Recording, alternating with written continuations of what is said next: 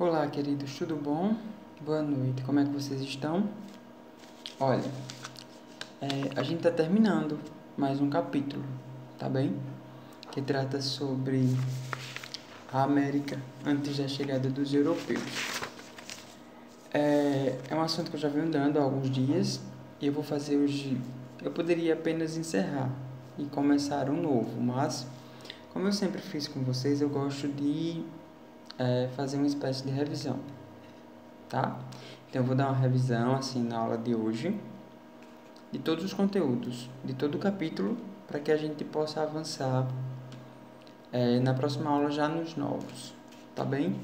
Importante sempre, como eu sempre falo para vocês, que estudem em casa, façam leitura do módulo, assistam minhas aulas direitinho, precisa fazer essa simetria entre as minhas aulas e o conteúdo do módulo, estudar direitinho. Caso contrário, vai ser difícil, tá? Vocês aprenderem. Como eu sempre falo nas aulas presenciais normais, o fato da gente ter a aula não significa que nós não precisamos do livro. Precisa fazer a leitura direitinho para que haja realmente uma assimilação e construção do conhecimento.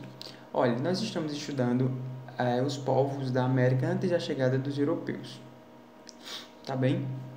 O que acontece? Nós tivemos várias civilizações, é claro, mas houve civilizações que tiveram uma importância mais significativa, vamos dizer assim, por conta da contribuição que essas civilizações deram, por conta do que elas desenvolveram e toda essa questão. É por isso que, dentre várias civilizações que tivemos nas Américas, houve 3 delas que teve um destaque muito maior, que são os povos que eu já venho dando para vocês. Quem são? Os Incas, Astecas e Maias, tá?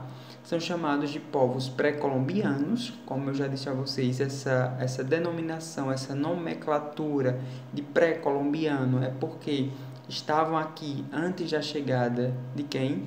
De Colombo, por isso pré-colombiano, tá? Eu já falei para vocês também outra coisa importantíssima, que não se deve atribuir o nome ou a nomenclatura de índio para os povos que aqui se encontravam, nas Américas, e sim o mais correto é denominá-los de povos indígenas, tá bem? Correto chamar de povos indígenas. Criou-se o hábito de chamar de índios, por quê? Porque quando Colombo chegou às Américas, ele achava que estava chegando nas Índias. Por conta disso, começou a chamar as civilizações que nas Américas se encontravam de índios, tá? Então, na verdade, foi uma falha, vamos dizer assim. Ele foi infeliz nesse quesito, tá?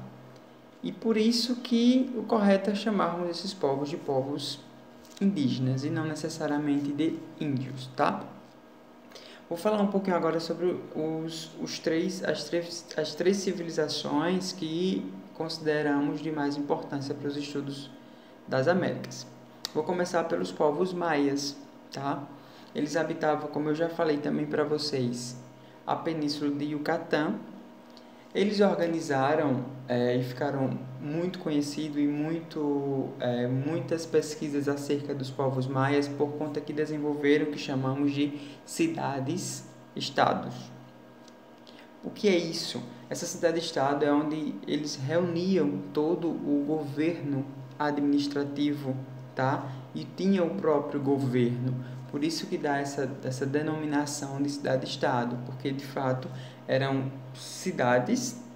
É lógico que essas cidades não tinham o perfil das cidades que nós temos hoje, mas já caminhavam, já tinha-se a ideia de ter realmente uma questão de estrutura organizacional padronizando uma cidade de fato, tá, gente? O que eu preciso dizer a vocês também que desenvolveram a escrita, certo? A escrita, na verdade, era o que chamamos de hieróglifos. Por quê? Porque eram feitos, é claro que não tinha o hábito não tinha papel, de fato, né? Nem caneta ou lápis ou alguma coisa do tipo. Era feito em quê? Em pedras, tá? É como se selecionassem blocos de pedras e ali faziam o tipo de escrita deles, que era através de desenhos, por isso dá-se o nome de hieróglifos, foram muito bons os maias na engenharia, na matemática, na astronomia, na escultura, na cerâmica e na escrita com relação aos hieróglifos, como eu já falei para vocês. Eles tinham um sistema de numeração considerado mais especializado do mundo por conta das atividades administrativas que eles já buscavam desenvolver. E tiveram um calendário também bastante preciso. Como a gente bem sabe, o calendário ele se baseia no tempo, no movimento de rotação, movimento de translação, só que são situações que anteriormente não existia, tá? Nós não sabíamos, na verdade, esses tipos de movimento de rotação, movimento de translação. Vocês sabem o que é isso? Acredito que vocês já viram em geografia, tá? O movimento de rotação, movimento de translação. O movimento que a Terra faz em torno de si e o movimento que ela faz em torno do Sol. E isso é o que nós já sabemos hoje, mas antigamente não tinha essas divisões tão delimitadas, não havia tanto estudo nesse aspecto, mas ainda assim eles tiveram um calendário bastante preciso. E como eu disse a vocês, precisava-se do calendário para quê? Para que houvesse uma organização, para que soubessem época de colheita, época de plantar, épocas de chuva, época de estiagem, que é a seca, e tantas outras situações. Então vejo que interessante. Eu adoro estudar as civilizações pré-colombianas. Por quê? Porque a gente imagina, viveram há tantos séculos lá no passado, sem tecnologia nenhuma, não tinham influência de outros povos. Eles por si só começaram a desenvolver essas habilidades. Por isso que eu acho fantástico, tá? Agora eu vou falar um pouquinho para vocês sobre isso que eu acabei de falar, tudo sobre os maias, certo, gente? Agora eu vou falar um pouco sobre os astecas, uma das civilizações também consideradas e estudadas por conta do destaque dentre as outras civilizações, vamos dizer assim. Os astecas, eles se fixaram na região central do México, tá? Eles conquistaram outros povos que viviam na região do México. E quando eles conquistavam esses povos, os astecas, eles eram considerados um povo muito guerreiro, eles eram muito de luta, de guerra, tá? E quando eles conquistavam um determinado grupo de povo, o que é que eles faziam? Eles obrigavam esses povos que haviam sido conquistados a pagar tributos, tá? É lógico que os tributos que eu estou me referindo ao que esses povos pagavam é totalmente diferente dos tributos que nós temos hoje. Porque os tributos que nós temos hoje, eles se estruturam, na verdade, na questão financeira, tá? O pagamento de IPTU, de IPVA, tudo com relação à moeda, a dinheiro. Nessa época dos astecas não tinha a moeda, claro, né? Então, como era que havia esse pagamento de tributos? Esse pagamento era feito através de pedras preciosas, como o ouro, principalmente, ou produtos agrícolas ou produtos que advinham de artesanato, por exemplo. Entenderam, gente? Então, esse era o tipo de tributo dessa época, tá? Da época lá dos povos pré-colombianos. Outra coisa importantíssima sobre os povos astecas é que eles eram povos politeístas, tá? Percebem que a maioria, ou quase todas não, que tinha umas que não eram, mas a grande maioria das civilizações da antiguidade, eles eram povos politeístas. E aí, quem grita para mim o que é um povo politeísta? Se eu sou politeísta, significa dizer o quê? Os povos politeístas acreditam em vários deuses, por isso, vários. Politeístas, vários deuses. E o deus que eles consideravam assim o maior de todo, vamos dizer, era o deus Sol, tá? E era também considerado o deus da guerra. O deus Sol era o deus mais importante para os astecas e também era considerado o deus da guerra. Que, como eu já disse a vocês, eram povos guerreiros, povos que desenvolveram grandes habilidades no campo da guerra, da luta, e inclusive conquistaram vários territórios por conta dos combates. Tá, gente? Deixa eu ver outra coisa importante.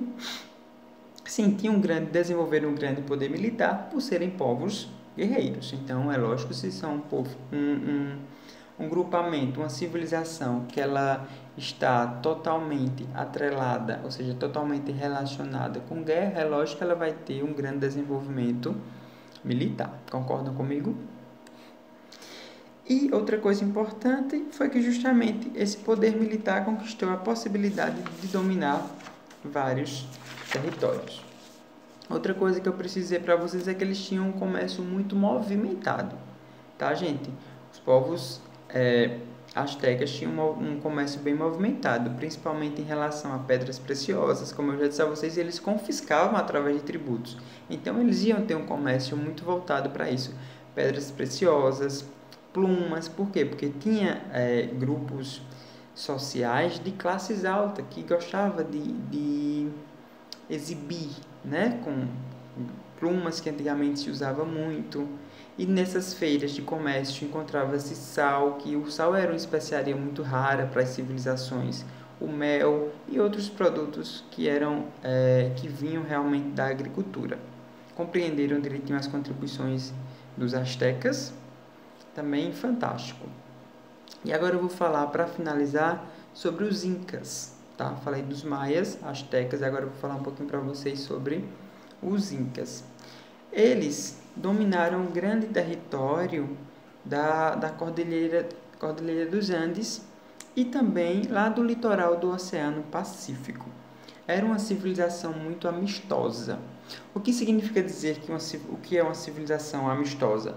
É uma civilização com práticas de acordos, tá? Que não parte para o conflito, vai mais para uma questão de intermediar, de ir para a parte mais de amizade mesmo, tá? Por isso eram povos amistosos, os povos incas, totalmente diferente dos povos astecas, como eu já disse, que eram povos guerreiros. Então, os incas eram povos amistosos. Quando eles conquistavam uma determinada região, eles procuravam fazer o quê? Acordos, tá? Faziam acordos com os povos que eles tinham dominado, porque eles achavam mais conveniente fazer um acordo do que realmente estar o tempo todo em guerra com esse povo que era dominado. Tiveram uma sociedade também muito bem organizada, tá? E assim como outras civilizações, no caso dos incas, eles tiveram uma estratificação da sociedade. Professor, o que é uma estratificação? Uma divisão da sociedade por camadas. No topo estava o Inca, que era o soberano, o todo-poderoso, tá?